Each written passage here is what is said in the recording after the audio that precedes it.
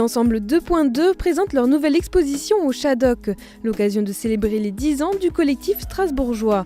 Son objectif, réaliser des créations et performances sur les arts technologiques. C'est un collectif d'artistes, de techniciens, de scientifiques et de personnes qui s'intéressent aux enjeux socio-environnementaux des nouvelles technologies par la création d'œuvres d'art. 9 installations sonores et visuelles offrent au public l'occasion d'explorer l'usage des technologies dans notre société et leurs enjeux sociétaux et environnementaux.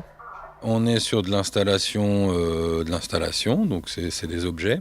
Et après, en termes de contenu, ça va aller de l'expérientiel, où on va faire découvrir le son sous une autre forme, à l'outil politique, comment on peut dire avec le son des choses qui sont plus difficiles à dire autrement, ou faire ressentir des données, ou faire passer effectivement peut-être des messages politiques. Et ce qu'on va retrouver par exemple ici, c'est l'ouverture des possibles, ça c'est assez classique, mais ça va être aussi des questions par exemple sur la fabrication de l'information et comment l'outil technologique peut peser sur notre représentation du monde, qui est comment elle peut orienter ou influencer notre manière de penser.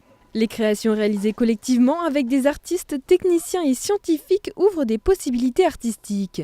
Gaëtan Grommer présente lui aussi 2 œuvres, la création multimédia style procession et un ensemble de sculptures, Lorette, toutes 2 mises en perspective.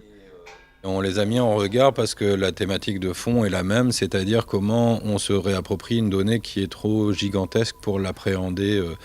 En l'occurrence, c'est les nombres de morts dans différents conflits, simplement grâce au son, parce que vous allez avoir des compositions qui contiennent autant de notes qu'il y a eu de morts à ce jour dans les conflits pour style processing, et des percuteurs qui vont percuter des obus authentiques de la Première Guerre mondiale, autant de fois qu'il y a eu de morts dans la bataille de l'Artois pour ici, et la première fois dans l'ensemble du conflit.